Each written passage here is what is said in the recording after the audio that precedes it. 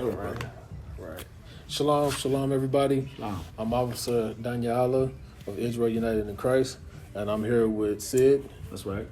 Sid the Barber. So can you introduce yourself a little bit? Tell yourself about your company and stuff. Well, my name is Sid the Barber. I'm from Gary, Indiana. I grew up in Cincinnati, Ohio. I've been in Oklahoma City, predominantly the east side, for about 8 years. I love the people. I love the culture, you know. Okay. And explain a little bit about your business. Well, I'm just a barber, really. Nothing more, nothing less. You know, I love what I do. I love cutting hair. You know, finances, okay, that's fine, but, you know, I get to interact with my people on an everyday basis, and that means more than anything. And I love what I do. You know, I love cutting hair. Okay. All right. All praises. So we're here with Touch of Beauty, here in the heart of the hood, on 36 and Kelly. I actually grew up around here. I went to church down the street from here, Greater Mount Olive. So, yeah, I'm familiar. So you know strangers to the area. Yeah, I'm a stranger around these parts, man.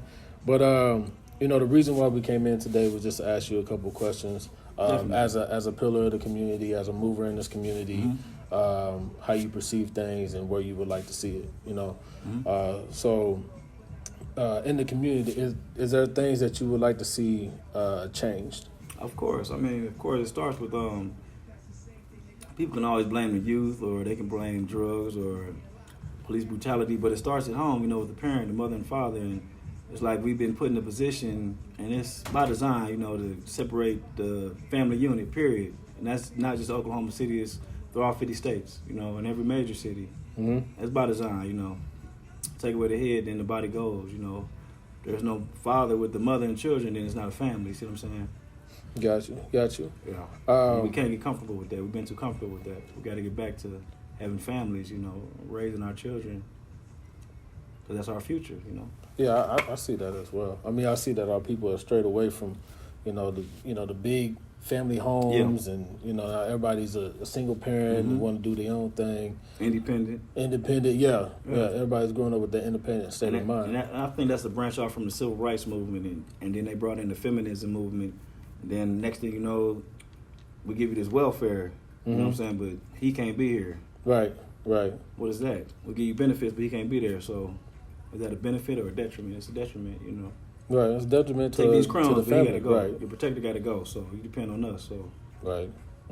I agree. One of the craziest things I hear is like when women say, "I don't need no man." Of course, you need a man. You should protect your provider. So, what do you think that can help change those things that you see in the community? Consciousness, more of a sense of community, being self-reliant, being community-oriented, you know. We all we got, you know. Got to stick together. Got to be more cohesive as a unit, as a people. There's nothing wrong with that. That's not racist. We don't have the ability to be racist, you know. Right. We can't change anybody's institution. We can't change the way anybody else, where they live, where they get medical help. So I mean, we don't have a war. We don't have an army. We don't have a navy. We can't go to war for one team. So yeah, I mean, since we were for our people, it doesn't mean that we're racist. Right. We want to build our people back up. You can be pro-black, but that don't mean you're anti-white or anti-anything, you know. Right. I got you. How can you love anything or anybody else if you don't love yourself and your people? Right. You know.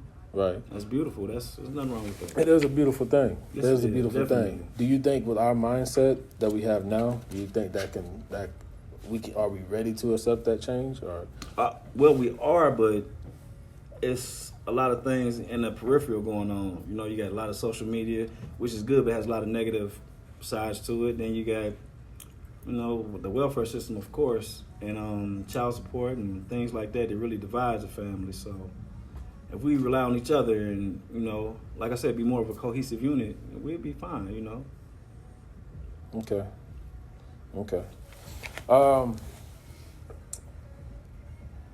As far as, you say you've been here for 8 years.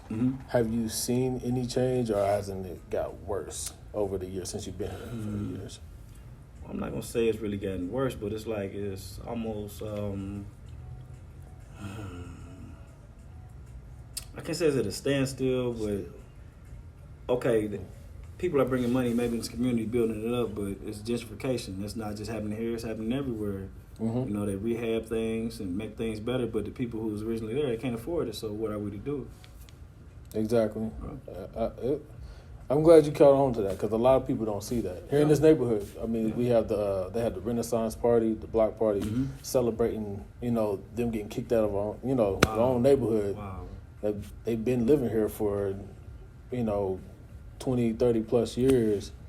Like my family grew up on the east side, and to see that happening now, it's crazy. It's crazy because you're celebrating a block party that's initially made for you to get out of the neighborhood.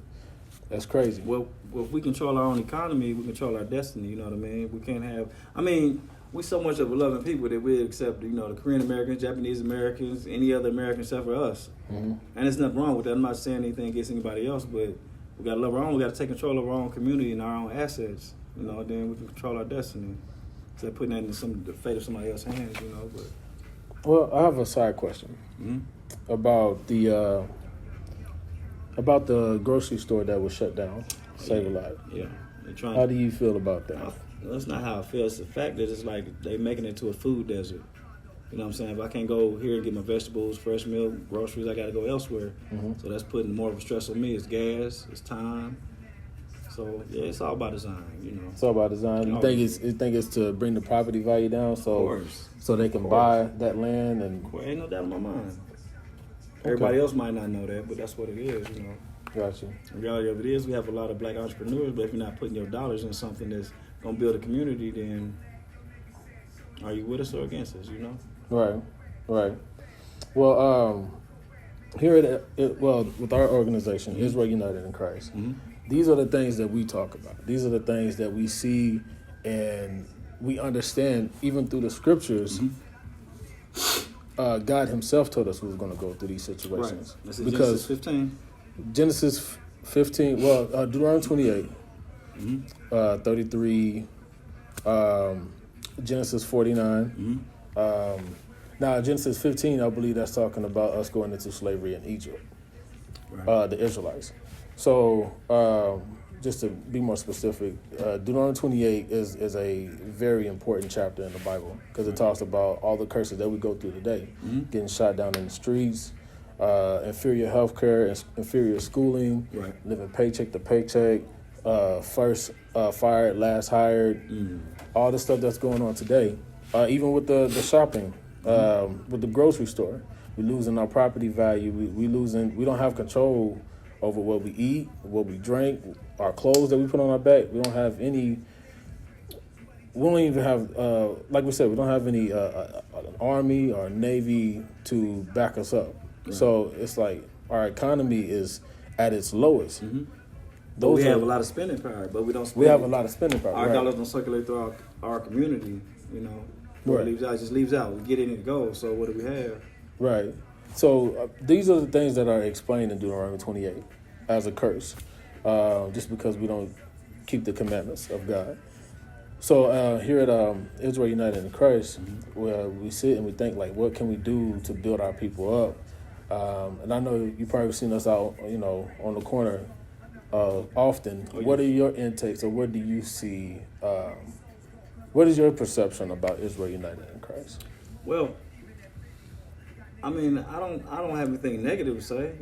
It's like, who else is doing good in the community besides the Hebrew Israelites and the Nation of Islam? You don't have really too many positive role models and influences, so can't knock it. Y'all trying to give me your best, so I don't have anything bad to say. Is there any way you see that can be better to have an impact in the community? Well, what could you do better? Right. I don't know. I'm not the judge of that. You're doing God's work, so chips gonna fall where they may. But it's up to individuals to listen and want to learn, or want to take the things that's positive and something that's building. But everybody's not gonna be with that because it's so much of me type mentality, or should I say more like independent. If it doesn't affect me directly, it doesn't matter. But what affects one affects all. So it's just like this old. I think it's African saying, no man can rise above the condition of his people. So it's like we have Barack Obama. He's black president, but he's no better than the wine, though. Okay. Everybody has everybody's like a cog in the wheel, but you got to want for your brother what you want for yourself. I truly believe that, Okay.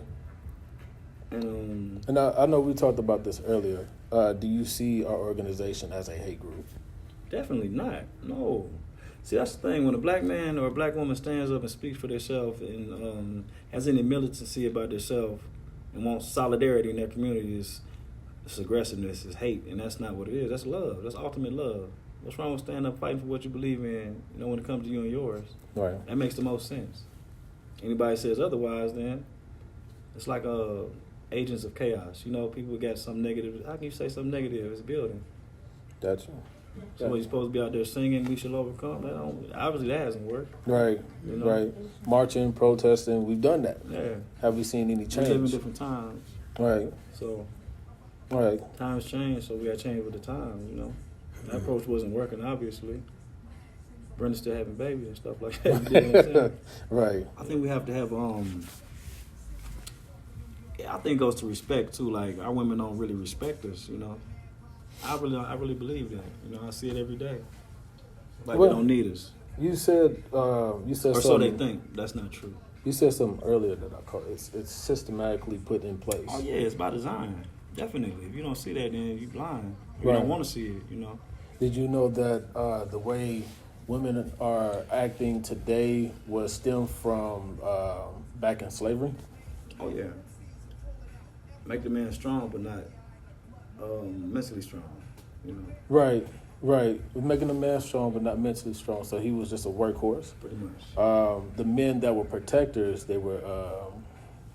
What's the word? They were made examples of. They were made examples in front of their families, in front of their, in front of their peers.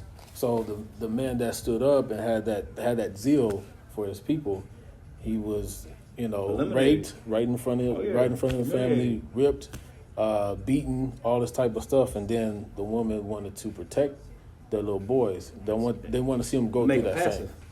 Right. Yeah. So they grew that independency. Mm-hmm. And made their I can't depend on him because you see what's happening to him. He's getting ripped apart. He's getting hung in a tree. Right. So I got to depend on me and my strength. Right. And it should never been that way. But that's like, it's by design. So it's no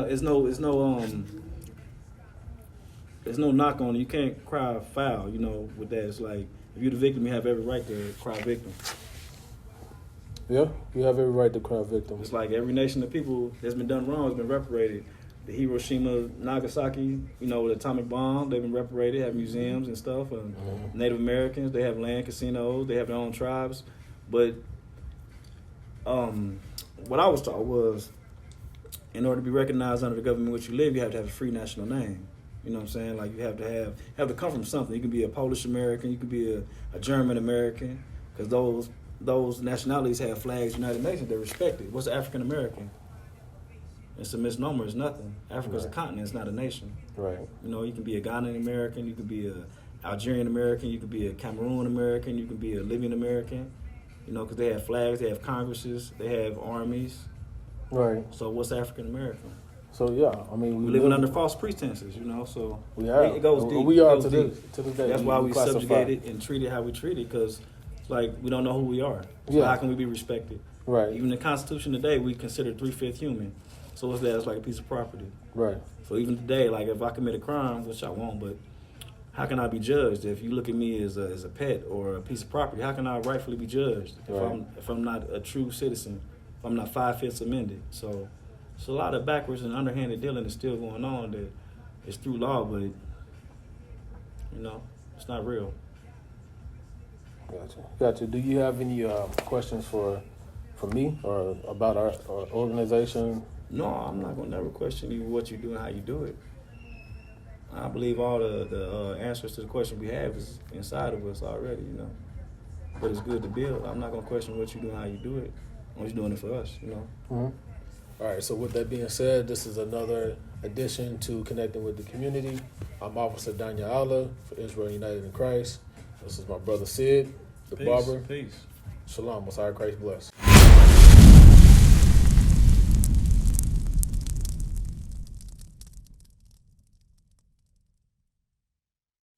We used to scream Black Power. while Heron was pushed. But at the end of the day, nothing's in vain. IUIC has been given a vision. The tents of Judah has risen. Many has attempted the mission, minor murmuring, omitting, and missing the mark. Just reading that he had the flame of fire in his eyes gave us the spark. We on Paul's mission. We out on the road, purple and gold, from Mexico, Cuba, Haiti, Ghana, Sierra Leone. 144,000 boots banging, concrete crackling. These are our men repented at heart. The scriptures is proof. IUIC, we deliver the truth.